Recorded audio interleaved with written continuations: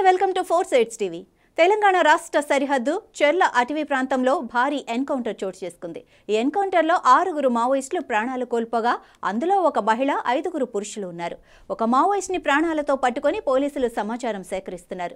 Encounter జరిగిన ప్రదేశంలో మావోయిస్టులకు సంబంధించిన తుపాకులు, బుల్లెట్లు, బకెట్ బాంబులు స్వాధీనం చేసుకున్నారు.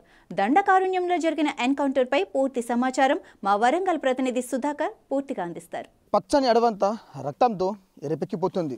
తుపాకుల తూటాల శబ్దంతో దండకారణ్యం దద్దరిల్లిపోతుంది. 10 రోజుల కాల వ్యవధిలో 4 ఎన్కౌంటర్లు, 13 ప్రాణాలు గాలిలో కలిసిపోయాయి.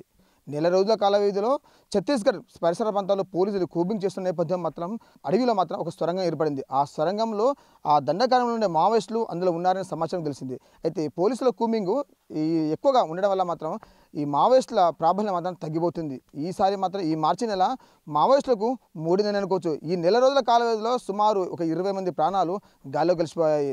ఈ పార్లమెంట్ ఎన్నికల సమయం వచ్చే నేపథ్యంలో మాత్రం ఇటు ఛత్తీస్గఢ్, మహారాష్ట్ర, తెలంగాణ, ఆంధ్ర ఈ 4 రాష్ట్రాల సరిహద్దులో దండకారణ్యంలో పోలీసులు కూబింగ్ చేస్తున్నారు. ఈ కూబింగ్ చేస్తున్న నేపథ్యంలో మాత్రం అడవి ప్రాంతంలో మావోయిస్టులు ఎక్కడ తారసపడితే వారికి ఈ పోలీసులకు ఈ మావోయిస్టులకు మధ్యలో వార్ జరుగుతుంది. ఈ వార్లో సుమారు ఇప్పటికీ 15 మంది మావోయిస్టులు కాలం చెల్లారు. ఏదేమైనా ఈ మార్చి నెలలో మాత్రం చూసుకుంటే ఈ మధ్య కాలంలో 4 ఎన్కౌంటర్లలో మాత్రం 13 మంది ప్రాణాలు, అంటే ఈ 4 రోజుల కాల వ్యవధిలో 13 మంది ప్రాణాలు గాల్లో కలిసిపోయాయి. ఈ గతంలో చూసుకుంటే మాత్రం తెలంగాణ రాష్ట్ర సరిహద్దు ప్రాంతమైన ములుగు జిల్లా పోలీసులు ఏజెన్సీ ప్రాంతాల్లో కొన్ని ఫ్లెక్సీలు కూడా ఏర్పాటు చేయడం జరిగింది. ఒకటి, అడవిలో ఉండండి అంటే వనంని వీడండి, జనంలోకి రండి, మీ కుటుంబ సభ్యులు మీకోసం ఎదురు చూస్తున్నాను అని కొన్ని ఫ్లెక్సీలు కూడా ఏర్పాటు చేశారు.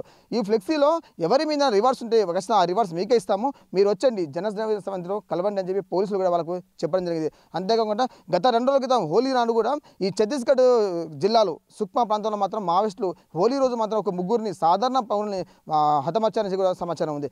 ఏదేమైనా ఈ మార్చి నెలలో మాత్రం ఇటు సాధారణ పౌరులు కానీ ఇటు మావోయిస్టులు కానీ సుమారు 16 మంది కాలం చెల్లారు.